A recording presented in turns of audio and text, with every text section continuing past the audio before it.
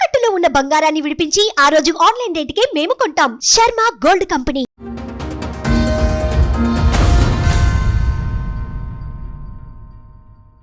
అయితే సంబంధం చూసారు. నాది ఇంటర్ చదువుతున్నాను, ఫస్ట్ ఇయర్లో చదువుతున్నట్టు సంబంధం వచ్చింది. ఎన్ని సంవత్సరాల క్రితం? 18 ఇయర్స్లోనే.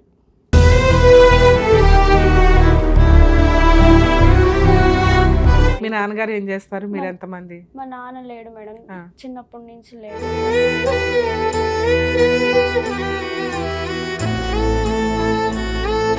మాట వినక వాళ్ళ అన్న ఆయన ఇద్దరు కాన్ఫిడెన్స్ కాల్లో మా అమ్మని ఇష్టం వచ్చినట్టు తిట్టినారు. అదేంటి నువ్వు త్వరగా చేసే త్వరగా చేసే తిట్టడం ఏంటి? బతులు ఆడాలి కానీ.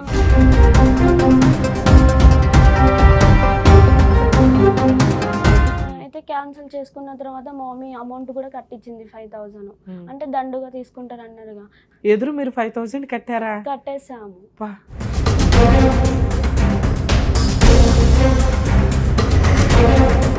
అతను కూడా మెసేజ్ చేసినారు ఫోన్లో, నేను ఇక్కడే ఉన్నాను, నిన్ను తప్ప నేను ఎవరిని చేసుకోను, అది ఇది అని చెప్పినాడు. మళ్ళా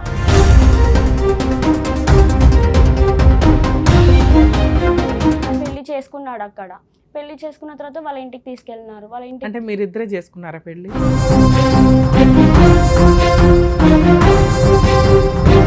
అక్కడ 1 వీక్ ఏం బాగున్నాము. 1 వీక్ తర్వాత మళ్ళీ నన్ను కొట్టినాడు. నువ్వు వెళ్ళిపో, మీ అమ్మతో మాట్లాడితే మాత్రం ఇంట్లో ఉండొద్దని నన్ను కొట్టినాడు బాగా.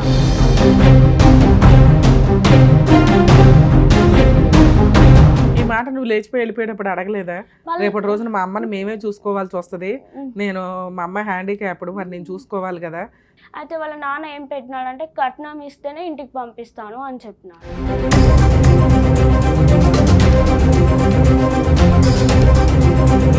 ఫోన్ ముట్టుకొనియాడు, అసలుకి ఫోన్ ముట్టుకొనియాడు. దాంట్లో మోనికా అని తనే చెప్పినాడు, మా లవరు, నేను ఫస్ట్ లవ్ చేశాను అమ్మాయిని, నన్ను ఇట్లా మోసం చేసి వెళ్ళిపోయిందని చెప్పాడు.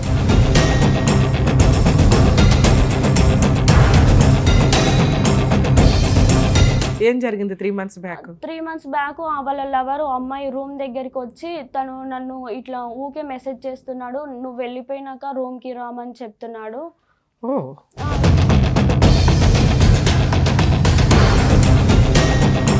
మీ అమ్మగారు కొట్టింది, నువ్వు కొట్టావు. సో ఇంతమంది పాత్ర ఉంది. నీదేమి ఒక్కళ్ళతో హెరాస్మెంట్ కాదు, నలుగురు 4 వైపుల నుంచి నిన్నైతే ఒక రకంగా అటాక్ చేస్తున్నారు, మెంటల్గా కానీ ఫిజికల్గా కానీ, సీన్లు క్రియేట్ చేసి.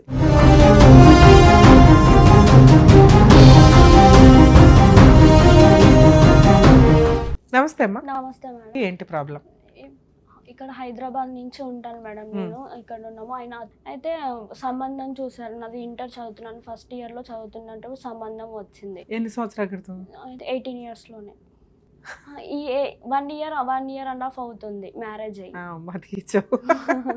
నువ్వే నీ ఏజ్ ఎంత? నా ఏజ్ 8, ఇప్పుడు 20 years. 20 years. 1.5 year అవుతుంది మ్యారేజ్ అవ్వి. ఓకే. ఫస్ట్ ఇయర్ చదువుతున్నాను, కంప్లీట్ అయిపోయింది. సెకండ్ ఇయర్లో వాళ్ళు సంబంధం చూడడానికి వచ్చినారు. మీ నాన్నగారు ఏం చేస్తారు? మీరు ఎంతమంది? మా నాన్న లేడు మేడం, చిన్నప్పటి నుంచి లేడు. మా మమ్మీ ఒకటే హ్యాండిక్యాప్. మా మమ్మీ ఇద్దరు, ఒక చెల్లి ఒక తమ్ముడు ఉన్నారు. 3 పిల్లలు. మీరు నువ్వే పెద్దదాన్ని? నేనే పెద్దదాన్ని. సరే, ఏదైనా పని చేసి కొంతకాలం కుటుంబాన్ని కాస్త లీడర్షిప్ తీసుకోవచ్చుగా తల్లి. చదువుకొని బాగా ఉండాలని అనుకున్నాను మేడం. అయితే మా మమ్మీకి హ్యాండిక్యాప్, హెల్త్ బాగుండదని ఒక పెళ్ళన్నా చేస్తే ఇంటికి ఒక కొడుకు లాంటి అల్లుడు వస్తాడని అనుకున్నాను. సంబంధం ఎలా వచ్చింది? అయితే మా అమ్మమ్మ వాళ్ళ రిలేటివ్స్, అన్న వాళ్ళ కొడుకు. అయితే సంబంధం వచ్చింది. అయితే నేను ఫస్ట్ చెప్పినాను పేరెంట్స్కి చేసుకోనని చెప్తే, పేరెంట్స్ చూసి వద్దాము, మంచిదైతే చేద్దాము, లేకపోతే లేదని చెప్పినారు పేరెంట్స్. పేరెంట్స్ ఎవరు? మా మమ్మీ వాళ్ళు, అమ్మ వాళ్ళు చెప్పినారు. చెప్తే అయితే ఏమైంది, వెళ్ళినారు, చూసినారు, వాళ్ళు కూడా వచ్చినారు. వచ్చినాక తర్వాత ఎంగేజ్మెంట్ అయిపోయింది. ఎంగేజ్మెంట్ అయిపోయింది. అబ్బాయి ఏం చేస్తాడు? ITI చేసినాడు, కరెంట్ డిపార్ట్మెంట్లో బిల్లులు కొడతాడు. గవర్నమెంట్ జాబా? ప్రైవేట్? Contract base. ఎంత శాలరీ అని చెప్పారు? 20 అని చెప్పారు. 20 అని చెప్పినారు. ఎంగేజ్మెంట్ అయిపోయింది. ఎంగేజ్మెంట్ అయిపోయినాక మేము 6 months తర్వాత మ్యారేజ్ చేస్తాము, ఇంత తొందరలో చేయమని చెప్పింది మమ్మీ. అయితే మాట వినక వాళ్ళ ఆయన ఇద్దరు కాన్ఫిడెన్స్ కాల్లో మా అమ్మని ఇష్టం వచ్చినట్టు తిట్టినారు. అదేంటి నువ్వు త్వరగా చేసే త్వరగా చేసే తిట్టడం ఏంటి, బతులు ఆడాలి కానీ తిట్టినారు. నీకు చేత కాకపోతే మాకు చెప్పు, మేము చేసుకుంటామని చెప్తే వీళ్ళు ఇప్పుడే ఇలా మాట్లాడుతున్నారని మా అమ్మ అసలు ఆగిపోవాలి ఒక రకంగా పాపం భయపడి. అయితే ఇంకేమైంది, అక్కడికి అనుకున్నాము వద్దు మా అమ్మ ఇప్పుడే ఇట్లా చేస్తున్నారు వీళ్ళు, తర్వాత ఇంకెట్లా చేస్తారో అని ఆగిపోయి ఎంగేజ్మెంట్ క్యాన్సిల్ చేసుకున్నాం మేడం. అయితే వాళ్ళు కింద చేత కదా నీకు మీద చేత కదా అని మా అమ్మని ఇష్టం వచ్చినట్టు అన్నారు. ఇంకా ఇప్పుడే వీళ్ళు ఇలా మాట్లాడుతున్నారు, తర్వాత ఇంకెట్లా చేస్తారు అని ఎంగేజ్మెంట్ క్యాన్సిల్ చేసుకున్నాం. సూపర్. అయితే క్యాన్సిల్ చేసుకున్న తర్వాత మా మమ్మీ అమౌంట్ కూడా కట్టించింది 5,000, అంటే దండుగా తీసుకుంటారు అన్నారుగా. అయితే 5,000 అమౌంట్ కట్టేసింది. ఇంకా సైలెంట్ అయిపోయినాము. ఎదురు మీరు 5,000 కట్టారా? కట్టేసాము. అయితే కట్టేసినాక తర్వాత అబ్బాయి ఏం చేసినాడు, అందరూ వెళ్ళిపోయినారు, వాళ్ళు మా ఇంటి నుంచి వెళ్ళిపోయినారు. వెళ్ళిపోయిన తర్వాత ఏం చేసినాడు, దిల్షుక్ నగర్లో ఉన్నాడంట. మా తాత అంటే మా రిలేషన్ వాళ్ళే. ఎవరు కట్టించారు దండుగా? మేమే కట్టించేసాం. పెద్ద మనుషులా? పెద్ద మనుషులు. ఇంకా మీ కులంలో అట్లా ఉంటదా, ఎవరు తప్పు చేసినా అవతల వాళ్ళకి కాంపెన్సేషన్ పే చేయాలి. ఇప్పుడు మేము క్యాన్సిల్ చేసుకుంటాం, అందుకు మీరు దండుగా ఇవ్వాలి అని చెప్పినారు. ఒకవేళ వాళ్ళే క్యాన్సిల్ చేసుకుంటే మీకు ఇచ్చేవాళ్ళ? ఇచ్చేవాళ్ళం, ఏమో తెలియదు, రూల్ ప్రకారం అంతే అవుతుంది. అయితే ఇచ్చాము 5,000. కానీ ఇక్కడ రీజన్ కరెక్ట్ గా ఉంది కదమ్మా, తప్పు చేసింది వాళ్ళు, బూతులు తిట్టింది వాళ్ళు, అర్జెంట్ గా పెళ్లి చేయండి అటు అని, అందువల్ల కదా మీ అమ్మ ఆపింది. అయినా వాళ్ళు ఏమంటారు, చెయ్యాలి పెళ్ళి అని చెప్పినారు మేడం. అయితే ఇంత తొందరలో చెయ్యలేము మేము అని చెప్పేసింది మా మమ్మీ. క్యాన్సిల్ అయిపోయింది, తను అందరు వెళ్ళిపోయినారు. అంటే పెళ్లి అప్పుడు ముందు మాట్లాడుకోలేదు, ఒక 6 నెలల దాకా చెయ్యం, ఓన్లీ ఎంగేజ్మెంటే చేస్తాం అంటేనే కదా వాళ్ళు ముందుకు వచ్చి ఉంటారు. మరి అప్పుడు ఆ పెద్ద మనుషులు వినుంటారు కదమ్మా ఇవన్నీ. విను ఉంటున్నారు, మళ్ళీ అప్పుడు ఏం అనలేదు, అన్ని మాట్లాడుతున్నారు, మళ్ళీ కట్టించుకున్నారు. కట్టించుకున్న తర్వాత క్యాన్సిల్ అయిపోయింది, అన్నీ అయిపోయింది, ఎవరింటికి వాళ్ళు వెళ్ళిపోయినారు మేడం. అయితే అబ్బాయి ఉండి దిల్షుక్ నగర్ లో ఉన్నాడు, మా తాత వాళ్ళ ఇంటి దగ్గరికి. ఇదంతా ఎప్పుడు జరిగింది ఎంగేజ్మెంట్ క్యాన్సిలేషన్ దండకు కట్టడం? 1 year, 1.5 year అవుతుంది మేడం. మ్యారేజ్ కి ముందు? మ్యారేజ్ ముందు 6 months 2-3 months. ఓకే. అయితే అబ్బాయి వెళ్ళిపోకుండా దిల్షుక్ నగర్లో ఉన్నాడంట మేడం, నాకు తెలియదు. అయితే ఉంటే మా తాత వాళ్ళ ఇంటి దగ్గర ఉన్నాడంట. ఉంటే వాళ్ళు వచ్చి చెప్పినారు ఇట్లా ఉన్నారు. అతను కూడా మెసేజ్ చేసినారు ఫోన్లో, నేను ఇక్కడే ఉన్నాను, నిన్ను తప్ప నేను ఎవరిని చేసుకోను అది ఇది అని చెప్పినాడు. మళ్ళీ మరి ఇప్పుడే ఇట్లా చేస్తున్నారు, తర్వాత ఏంటి నా ఫ్యూచరు, ముందే మా నాన్న ఫస్ట్ నుంచి లేడు, మేము ఎంతో బాధతో కష్టాలతో పెరిగాము అని నేను చెప్పినాను. మెసేజ్ చేసినాడు. 3 days ఉన్నాడు మేడం. 3 days అక్కడనే ఉన్నారు. రా నేను పెళ్లి చేసుకుంటాను రా అంటే, నేను ఒక్కదాన్ని వస్తే రేపు నాకేముంటుంది చెప్పండి మేడం, నువ్వు ఒక్కదాన్ని వచ్చి పెళ్లి చేసుకొని వచ్చావు, మీరు ముందే ఇన్ని మాటలు అంటున్నారు, మళ్ళీ రేపు ఒక్కదానికి వచ్చి నువ్వు నన్ను పెళ్లి చేసుకున్నావు అది ఇదని నన్ను అంటారని నేను వెళ్ళలేదు మేడం. వెళ్ళకపోతే మా బాబాయ్తో ఆ తాతతో మాట్లాడినాడంట, అబ్బాయి వాళ్ళ ఇంటి దగ్గర ఉండి మాట్లాడినాడంట. అయితే సార్ నేను పెళ్లి చేసుకుంటాను, మంచిగా చూసుకుంటానని వాళ్ళ ఇంట్లోనే 3 days ఉన్నాడంట. అయితే మాట్లాడదామని అని చెప్పినారు. మాట్లాడదామని చెప్పి ఇంకా 1 తీసుకెళ్ళినారు. నేను మా బాబాయ్ ఆ తాత అబ్బాయి నలుగురం వెళ్ళినాము. వెళ్ళాక అక్కడ మాట్లాడదామని మాట్లాడినాము. అయితే ఆ అబ్బాయి పెళ్లి చేసుకోవాలి అని చెప్పినాడు. వాళ్ళ పేరెంట్స్ అందరు మాట్లాడినారు. పెళ్లి చేసుకున్నాడు. అక్కడ పెళ్లి చేసుకున్న తర్వాత వాళ్ళ ఇంటికి తీసుకెళ్ళినారు. వాళ్ళ ఇంటికి అంటే మీరిద్దరే చేసుకున్నారా పెళ్లి? మా పేరెంట్స్ రాలే, వాళ్ళ పేరెంట్స్ అందరు వచ్చినారు. వాళ్ళ బావ, వాళ్ళ చెల్లెలు, వాళ్ళ డాడీ, వాళ్ళ మమ్మీ, వాళ్ళ అన్న అందరు వాళ్ళ ఫ్యామిలీ వాళ్ళు వచ్చినారు. ఇంకా మా పేరెంట్స్ ఎవరు రాలేదు. మా బాబాయ్ నా తరపు నుంచి వాళ్ళ ఇద్దరు తప్ప ఎవరు లేరు. అయితే పెళ్లి చేసుకున్నాను. ఎంగేజ్మెంట్ 10 మంది. బాబాయ్ వచ్చారా? మా బాబాయ్ వాళ్ళు కూడా వచ్చాడు. అయితే ఇంకా 10 మందిలో ఎంగేజ్మెంట్ చేసుకున్నాను. మళ్ళీ క్యాన్సిల్ చేసుకోవడం ఏంది ఇది అని ఇంకా నేను నా అంతటిగా నేనే వెళ్ళి అక్కడ పెళ్లి చేసుకున్నాను. నేను ఒక్కదాన్ని అయితే వెళ్ళలేదు, నా ఇంటే ఇద్దరు వచ్చారు. అయితే చేసుకున్న తర్వాత నీకేం పెట్టాడు పెళ్లిలో? నాంతాడు గాని గోల్డ్ ఏమైనా చేయించాడా? తను పూసలు గాని పుస్తకం తెచ్చాడు, అంతే, ఏం చేయించలేదు. అయితే ఇంకా మ్యారేజ్ అయిపోయిన తర్వాత వాళ్ళ ఇంటికి తీసుకెళ్ళినారు కర్నూలుకి. వనపర్తిలో మ్యారేజ్ అయింది, కర్నూలుకి తీసుకెళ్ళినారు.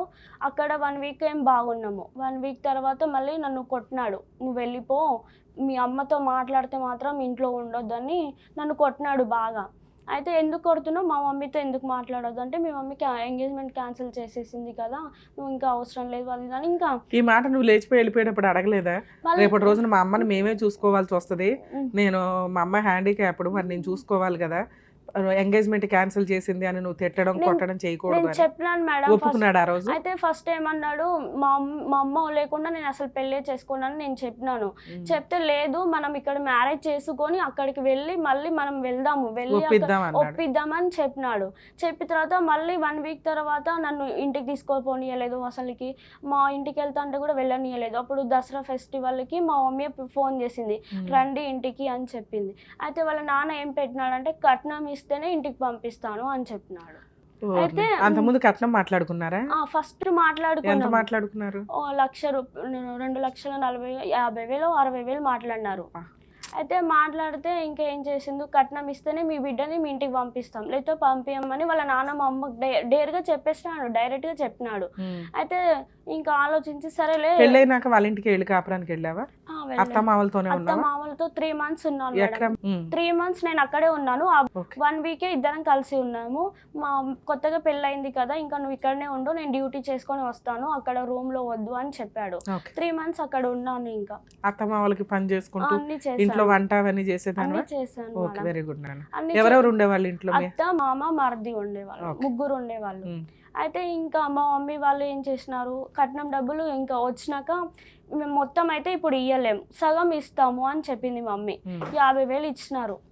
50,000 ఇచ్చింది. తర్వాత ఇస్తా డబ్బులు, ఇప్పుడు ఇవ్వలేను, నా దగ్గర ఉన్నాయి అంతే. 50,000 ఇచ్చినాక నిన్ను పంపించడం స్టార్ట్ చేశారా? తర్వాత చేశాడు. అయితే ఇంక 50,000 ఇచ్చినాక తర్వాత వడి బియ్యం అప్పుడు పోయలేదు. 50,000 ఇచ్చి ఇంకా పండగ వచ్చి చేసుకొని వెళ్ళాను. వెళ్ళిన తర్వాత మళ్ళీ కొట్టడం అంటే కొట్టడం. ఫోన్ ముట్టుకొనియాడు, అసలుకి ఫోన్ ముట్టుకొనియాడు. దాంట్లో మోనిక అని తనే చెప్పినాడు, మా లవరు, నేను ఫస్ట్ లవ్ చేశాను అమ్మాయిని, నన్ను ఇట్లా మోసం చేసి వెళ్ళిపోయింది అని చెప్పాడు. అయితే ఆ అమ్మాయినే చేసుకోవచ్చు కదా అంటే తను వేరే మ్యారేజ్ చేసుకుంది, తను ఇప్పుడు నా ఇంట పడుతుంది, తను వేరే మ్యారేజ్ చేసుకొని వాడు మొగుడు కాదని డైవర్స్ ఇచ్చేసి ఇప్పుడు నన్ను మ్యారేజ్ చేసుకోమని చెప్పింది అంజలి అని చెప్పాడు మేడం. అయితే మళ్ళీ నీ ఎంట పడుతుంది, ఇప్పుడు మీరు ఇద్దరు ఎప్పుడు డైవర్స్ అయినాయి అంట? మ్యారేజ్ అయిన 1 year లోనే అయిపోయిందంట. ఫస్ట్ ఇయర్ లో వాళ్ళిద్దరే ఏడవచ్చు కదా, నీ జీవితం ఎందుకు నాశనం చేయడం? అదే చెప్తున్నాను మేడం. అయితే ఇప్పుడు నువ్వు చేసుకోవచ్చు కదా అమ్మాయిని అంటే తను నన్ను లవ్ చేసి మోసం చేసి వెళ్ళిపోయింది వేరే వాళ్ళతో, ఉన్న తర్వాత నా దగ్గరికి వస్తే నేను ఎట్లా యాక్సెప్ట్ చేస్తాను అని చెప్పాడు మేడం. అయితే మళ్ళీ ఇప్పుడు ఎందుకు ఫోన్లు చాటింగ్లు చేసుకుంటున్నారు అని అని నేను చెప్పాను, అడిగాను. అయితే లేదు తను నా ఎంట పడుతుంది అని చెప్తే, నీ ఎంట పడితే వాళ్ళ పేరెంట్స్కి చెప్పు, తనకు చెప్పాలి. 3 months ఉన్నావు మామలతో, తర్వాత తెలియదు 3 months అక్కడ బాగానే ఉన్నావు, తర్వాత బయటికి ఎట్లా వచ్చారు? బయటికి ఎట్లా వచ్చినామంటే రూమ్ అయిన బ్యాచులర్ గా కర్నూలులో ఉండేది మేడం. కర్నూలులో ఉంటే ఏమైంది, నువ్వు రాకు అంజలి, నేను డ్యూటీ నుంచి 1 month 6 days తనకి డ్యూటీ. 6 తర్వాత ఇంకా ఇంటికి వస్తాడు, ఊరికి వస్తాడు. నేను ఇక్కడ నుంచి వెళ్ళి వస్తానని చెప్పాడు. అయితే ఇప్పుడు 3 months అయిపోయింది, అక్కడికి తీసుకెళ్తా అని అంటాడు, మళ్ళీ తీసుకొని వెళ్ళాడు. అయితే నేను గొడవ పడినా మా అత్త మామలతో, ఏంది ఇప్పుడు నన్ను 3 months అని చెప్పారు కదా, మళ్ళీ ఆయన అక్కడ ఉండడం ఏంది, నేను ఇక్కడ ఉండడం ఏంది, నేను వెళ్తే అక్కడనే ఉంటా, లేకపోతే నేను ఉండను అని చెప్పాను మేడం. అయితే ఇంకా గొడవ పడి తీసుకెళ్ళినాడు. అక్కడ ఎంతకాలం ఉన్నారు?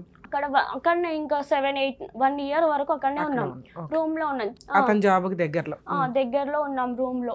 ఇంకా నువ్వే లేచి వంట చేయడం, ఇల్లు శుభ్రం, మీ ఆయన కోసం అన్ని. సో మీ ఇద్దరికి ప్రైవసీ టైం కూడా దొరికింది. ప్రెగ్నెన్సీ గానీ పిల్లలు గానీ ఏమన్నా ఉన్నారా?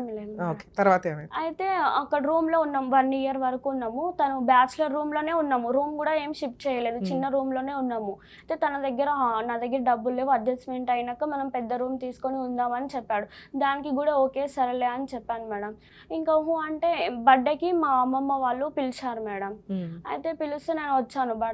బర్త్డేకి పంపిమంటే మా అమ్మ నాన్నని అడిగి వెళ్ళు, నువ్వు నన్ను ఏది అడగొద్దు, మీ ఊరికి వెళ్ళే విషయం అయితే మా తల్లిదండ్రులను అడిగి వెళ్ళు అని చెప్పేటోడు. వాళ్ళని అడిగితే ఏమో అమ్మ పోతే పో, లేకపోతే నీ ఇష్టము, ఆయన ఏం చెప్తాడో అదే చేయాలి, నూకేస్తారు. అయితే ఇంకా నేను మీరు చెప్పండి ఏదో ఒకటి, నేను పోవాలా వద్దా ఏదో ఒకటి చెప్పండి అంటే వెళ్ళుమని చెప్పినారు. అయితే వెళ్ళిరు. నేను ఒకదాన్నే పంపించాను నన్ను హైదరాబాద్కి. పంపిస్తే ఇంకా మా అమ్మమ్మ వెళ్ళి పెట్టేసి వస్తాను అని తీసుకువెళ్ళింది మేడం. తీసుకువెళ్తే అక్కడ నన్ను బజ్జీలు తినలేదని నన్ను కొట్టినాడు. అంటే చిన్నదానికి కొడతాడు. ఎక్కడైనా తీసుకువెళ్ళంటే నీ మొహానికి నిన్ను తీసుకొని వెళ్ళాలా, అసలు నువ్వు నా ఎంట సెట్టే కావు అని చెప్తాడు మేడం. అంటే కొడతాడు. అంటే చిన్న విషయం, ఇప్పుడు నోరు మూసుకో ఎందుకు అరుస్తున్నావు అంటే, నువ్వు నన్ను నోరు మూసుకో అని చెప్తావా, అసలు నువ్వెంత, నీ బతికెంత నా ముందు, నువ్వు నన్ను నోరు మూసుకోవా అని అంటావా అని అంటున్నాడు మేడం. సరే నాన్న, ఇట్లా నసంతా నడుస్తుంది. మీరిద్దరు ఎప్పటిదాకా కలుసున్నారు?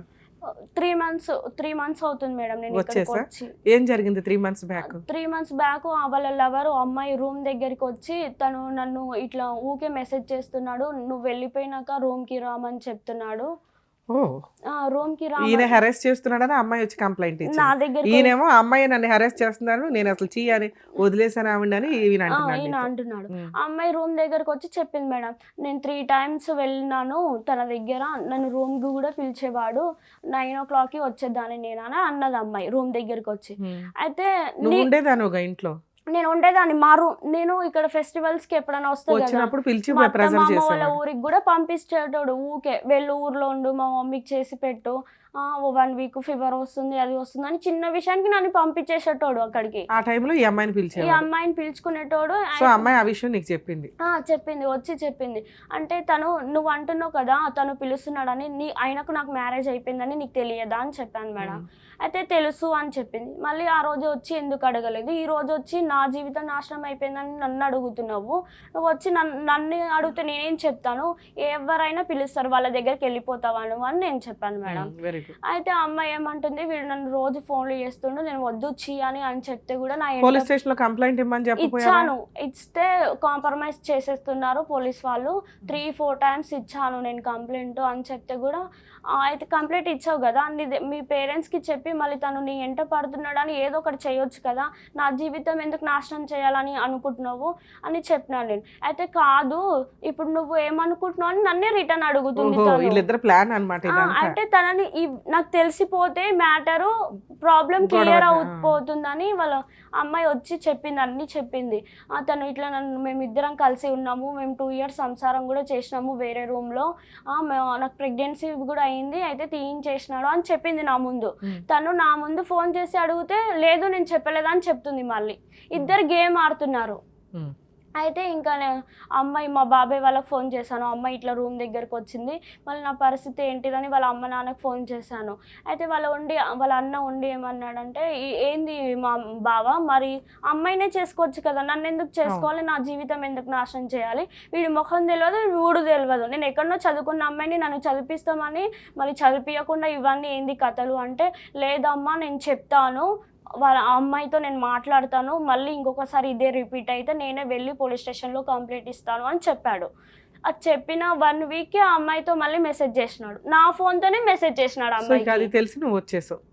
వచ్చి 3 months మేడం రాలేదు, అక్కడనే ఉన్నాను. ఇప్పుడు ఏదైనా కానీ విషయం అయితే మేజర్ ప్రాబ్లం నీకు అదే, ఆ అమ్మాయితో ఎక్స్ట్రా మ్యారిటల్ అఫైర్స్ ఉండడం, ఆవిడ రిపీటెడ్ గా మీ ఇంటికి రావడం, మీ ఇద్దరి మధ్య ఫిట్టింగ్ పెట్టడం.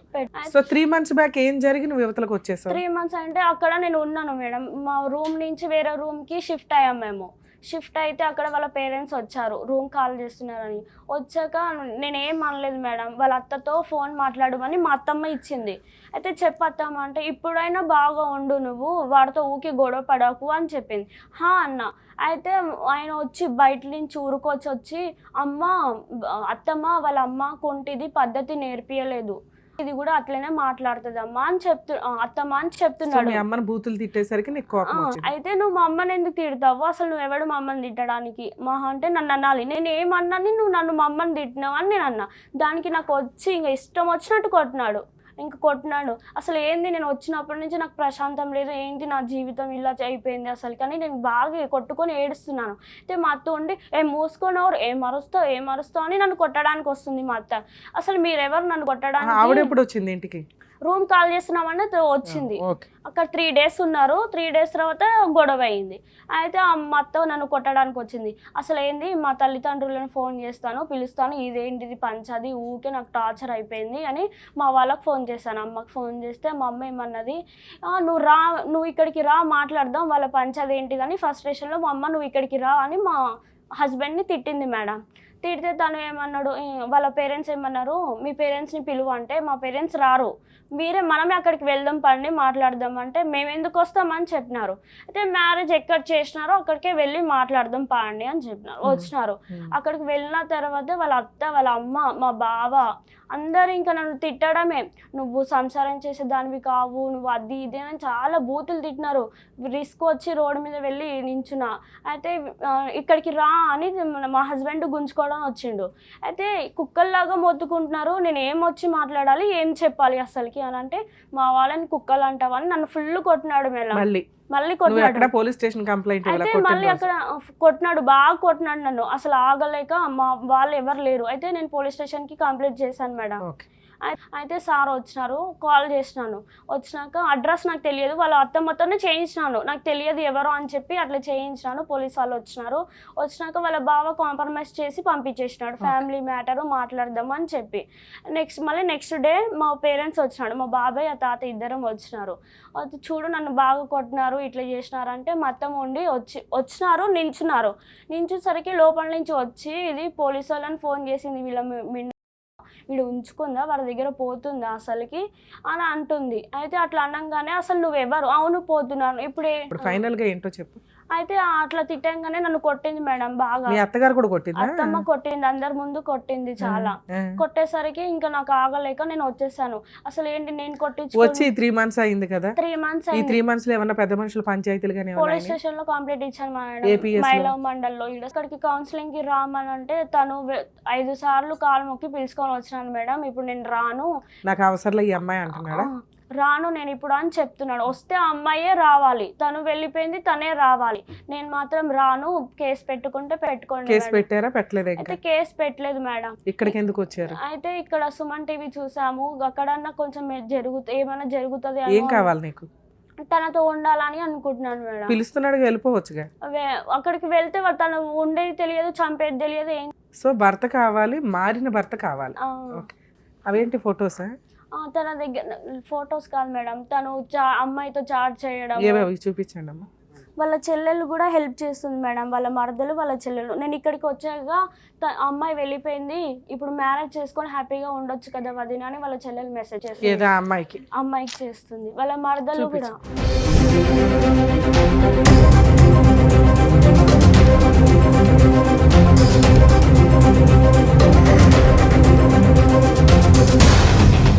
వెళ్ళిపోయింది కదా, ఇంకా మ్యారేజ్ చేసుకొని హ్యాపీగా ఉండొచ్చు కదా అని చెప్తుంది వాళ్ళ చెల్లెలు.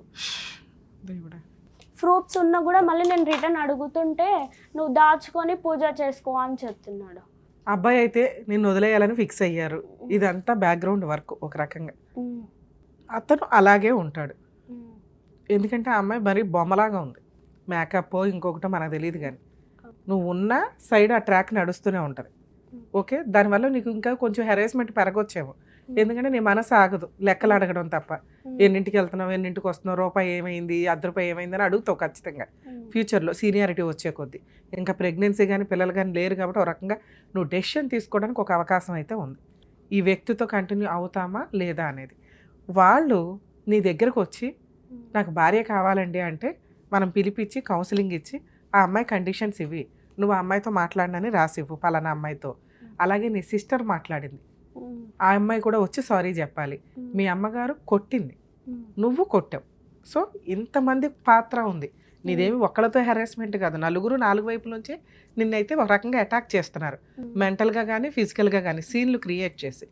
సో ఇలాంటి కేసులో నువ్వు పోలీస్ స్టేషన్ దాకా కూడా వెళ్ళిపోయావు, అక్కడ 2-3 కౌన్సిలింగ్స్ అయినాయి, మారటానికి ఆయన కొంచెం కూడా రెడీగా లేడు. అంటే ఈ అమ్మాయి నాతో విడిపోవాలి, నేను కోర్టుల చుట్టన్నా తిరుగుతా, ఇక్కడ జరగాల్సింది సీక్రెట్గా జరిగిద్ది, నువ్వు ఇంట్లో ఉన్నా జరగాల్సింది సీక్రెట్గా జరిగిద్ది, నువ్వు కోర్టులో కేసులు వేసినా జరగాల్సింది జరిగిద్ది, అదైతే కామన్. నువ్వు కోర్టులో కేసులు వేసుకొని ఇలాంటి చెత్త వ్యక్తి నాకు అవసరం లేదు అనుకుంటావా, లేదా సర్దుకుపోతావా? ఈ 2 ఆప్షన్సే నీకున్నాయి. సర్దుకుపోయే ఉద్దేశం ఉంటే మీ అత్తగారు మళ్ళీ కొడుతుంది, నీ హస్బెండ్ కొడతానే ఉంటాడు, రెగ్యులర్గా ఫోన్లు ట్రాన్సాక్షన్లు నడుస్తే. అదృష్టం ఏంటంటే ఆడపడుచు కూడా అమ్మాయి వైపే ఉంది, ఆ అమ్మాయి అదృష్టం. సో వీళ్ళంతా ఒక గ్రూప్, ఇది కంటిన్యూ అవుతూనే ఉంటుంది మీకు ఎప్పటికైనా. ఇటువంటి వ్యక్తితో కలిసి ఉండడం కంటే, అంటే నీకోసం ఒక స్టెప్ ఆయన దిగల, భార్య కావాలని కానీ మిస్టేక్ ఉన్నా తను దిగట్లేదు అది మేడం. దిగట్ల. సో నువ్వే సర్దుకోవాలి అంటే ఇంత విషయం బయటపడిపోయిన తర్వాత నీకు ఎలా అనిపిస్తుంది? అసలు ముఖం మీదే ఫోన్ మాట్లాడుతూ ఉంటాడు. ఉమ్, అవును పైకి అంటే వెళ్ళి ఎందుకంటే ఇంకా నన్నేమీ చెయ్యదు అనే ఒక ఫీలింగ్ అయితే అతనికి వచ్చేస్తుంది. అవును. ఇతన్ని మార్చడం అంటే అతను ఒక స్టెప్ కిందకి దిగితే నిన్ను ఒక 10 స్టెప్స్ కిందకి దిగమని బతులాడతాం మేము. ఓకే. పోనీలేనా సర్దుకో, మేము ఉన్నాం హామీ, ఇక నుంచి ఆ అమ్మాయితో తిరగడు ఇట్లా అట్లా అని. అతను ఒక్క స్టెప్ కూడా కిందకే దిగల. డోర్ ఓపెన్ చేశాను, ముళ్ళకంచి చేశాను, వచ్చి ఉంటే ఉండమనండి.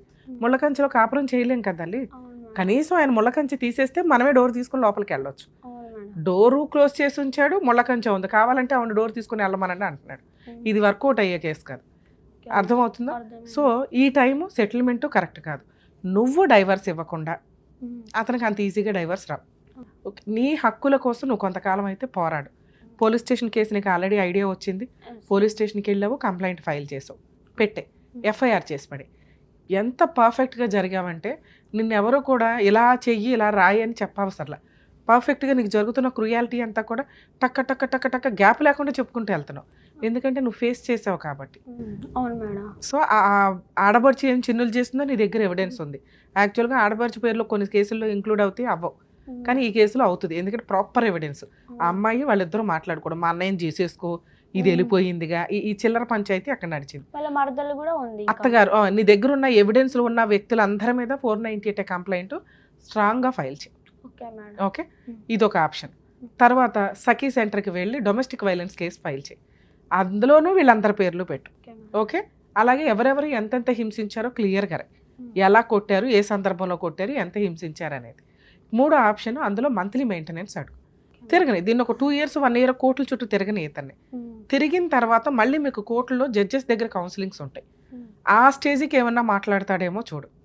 లేదా నీ ఇష్టం తల్లి, నీ ఓపిక, ఎన్ని సంవత్సరాలన్నా లీగల్గా ఫైట్ చేయొచ్చు.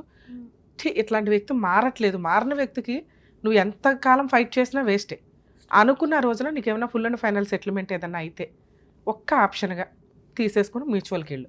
లేదు మారాను అంటే లోక్ అదాలత్లో, అక్కడ మీకు కౌన్సిలింగ్ అనేది లోక్ అదాలత్లో జరుగుతాయి కేసులు నడుస్తున్నప్పుడు. Okay madam. అందులో ఈచ్ కండిషన్ రాయించుకో. ఇక నుంచి జాగ్రత్తగా చూసుకుంటాను, ఫలానా అమ్మాయితో అక్రమ సంబంధాలు పెట్టుకోను, మా అమ్మ కానీ మా సిస్టర్లు కానీ ఎవరన్నా కొడితే నేనే ఆపుతాను, అసలు కొట్టనివ్వకుండా చూసుకుంటాను, నేను కూడా ఈ అమ్మాయిని బూతులు తిట్టడం కానీ ఇవి కానీ చెయ్యం. ఇవన్నీ చేయడానికి ముందు మీ అమ్మగారికి వచ్చి ఒక సారీ చెప్పాలి తల్లి. ఎందుకంటే ఆవిడ్ని తిట్టకూడని విధంగా తిట్టేశాడు ఒక చాలా అల్లుడు. మాటలు అన్నాడు మేడం. అవును అసలుకి. తల్లి. అట్లా తిట్టడం అంటే రేపటి రోజున అత్తగారు భోజనాలు పెడితే అల్లుడు వచ్చి కూర్చొని తినలేడు. ఉమ్, ఆ సీనే కట్ అయిపోయింది. అవును. ఎందుకంటే అంత బూతులు జారిపోతే ఏ అత్త పిలిచి భోజనం పెడుతుంది? పెట్టాలి. ఈయన ఏ గౌరవంతో ఇల్లు కూర్చొని తింటాడు?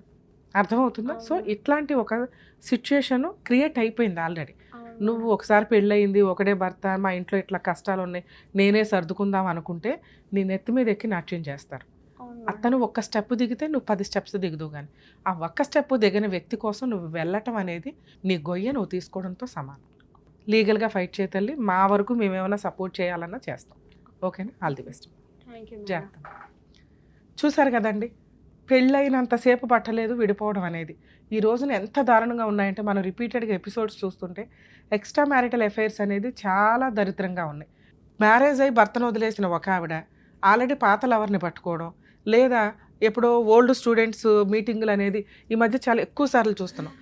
పాత ఫ్రెండ్స్ అందరూ అప్పుడు లవ్ చేసుకున్నారో లేదో తెలియదు, కానీ కొత్త వ్యక్తులతోటి ఎక్స్ట్రా మ్యారిటల్ అఫైర్స్ కానీ ఈ అక్రమ సంబంధాలు పెట్టుకోవడానికి పాత స్కూల్ ఫ్రెండ్షిప్లో లేదా పాత కాలేజీ వాళ్ళ గ్రూప్ మీటింగులు పెట్టినప్పుడు అలా కొంతమంది పరిచయం అవటం, ఈ పక్కింట్లోనో ఎదురింట్లోనో జాబులోనో ఎక్కడో అక్కడ సొంత భార్యే బయట వ్యక్తులతోటి అక్రమ సంబంధాలు పెట్టుకోవడం అనేది మీ జీవితాలు మీరు సర్వనాశనం చేసుకోవడం కింద లెక్క.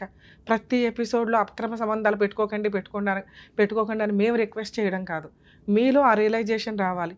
జీవితాలే సర్వనాశనం అయిపోతున్నాయి. ఈ రోజున కష్టపడి ఒక తల్లి కూతురు పెళ్లి చేయడానికి ముందుకు వస్తే కట్నం లేకపోతే పెళ్లి చేయడానికి కొంత టైం కావాలంటే అర్జెంటుగా పెళ్లి కావాలి అని చెప్పి వాళ్ళ క్యాస్ట్లో జరిగిన పంచాయతీ ఇంకా బాగుంది. ఎవరు తప్పు చేసినా ఎవరు డ్రాప్ అయినా వాళ్ళకి కాంపెన్సేషన్ పే చేయడం అనేది కామన్గా ఉంది. మనం చూస్తే లేడీస్కి ఎక్కడైనా కానీ వాళ్ళే తప్పు చేసి వాళ్ళే పెళ్లిపీటల మీద వెళ్ళిపోయినా కూడా మనమే ఎదురు కాంపెన్సేషన్ పే చేస్తుంటాం అబ్బాయి తరపు వాళ్ళు. కానీ ఈ కేసులో అమ్మాయి వాళ్ళు డ్రాప్ అయ్యారు, వాళ్ళ క్యారెక్టర్ తెలిసి అని ఆ డ్రాప్ అయినందుకు పరువు నష్టం కింద వాళ్ళొక 5,000 పేమెంట్ చేశారు. పోనీ ఆ అబ్బాయి వదిలేశాడా? వదల్లా. మళ్ళీ ఓ 3 మంత్స్ ఆ అమ్మాయి చుట్టే తిరిగి ఆ అమ్మాయిని ఒప్పించుకొని తీసుకెళ్ళిపోయి మరీ పెళ్లి చేసుకున్నాడు. చేసుకున్నవాడు ఏమైనా బాగా చూసుకున్నాడా? అంత కూడా చూసుకోవాలా. ఉన్నంతలో ఆ పిల్లని ఎట్లా హింసించాలో ఇదేంటో విడ్డూరం. ఈ రోజుల్లో మేము ఇంకా చెప్తూ ఉంటాం. అబ్బాయి వాళ్ళ తరపు నుంచి హెరాస్మెంట్లు తగ్గినాయండి. ఆ అబ్బాయి వాళ్ళు కొట్టడము, అత్తగారు కొట్టడం, తిట్టడం లేవని. మరి ఈ కేసులో విత్ ఎవిడెన్స్ తోటి ఆ అమ్మాయి చూపిస్తుంది. సో ఇంత సర్వనాశనాలు చేసుకునే ఉద్దేశం ఉంటే 2 years, 1 year marital relations, 5 years కోర్టుల చుట్టూ తిరగాల్సి వస్తుంది. కాబట్టి జీవితం మెయిన్ ఏజ్ ఏదైతే ఉందో ఈ టెన్షన్స్తో నడవకుండా ఉండాలంటే మ్యారేజే చేసుకోకుండా ఆగండి. ఒకవేళ చేసుకునే ఉద్దేశం ఉంటే ఈ లైఫ్ స్టైల్ ఇలాగే ఉంటుంది, ఒకటే భార్య ఒకటే భర్త అనుకోనే మీరు పెళ్ళికి ముందుకెళ్ళండి. ఇక ఈ పెళ్ళిలో ఫైనాన్షియల్ ప్రాబ్లమ్స్ ఉంటాయి, ఉన్నంతలో సర్దుకోవడం మేజర్ ఇంపార్టెంట్. మిమ్మల్ని నమ్ముకొని ఒక పార్ట్నర్ మీ దగ్గరకు వచ్చినప్పుడు భర్తని అంత ప్రేమగా చూసుకుంటే భార్యని అంతకంటే ఎక్కువ ప్రేమగా చూసుకుంటారు. ఇవన్నీ కామన్గా స్టెప్ బై స్టెప్ ముందుకెళ్ళే ఇన్సిడెంట్లు. వీటిల్లో మధ్యలో అక్రమ సంబంధాలు అనేవి ప్రతి ఒక్క మ్యారిటల్ రిలేషన్ని హిట్ చేసి వెళ్తున్నాయి. సో కొంచెం జాగ్రత్త పడండి పెళ్ళిళ్ళు చేసుకునేవాళ్ళు.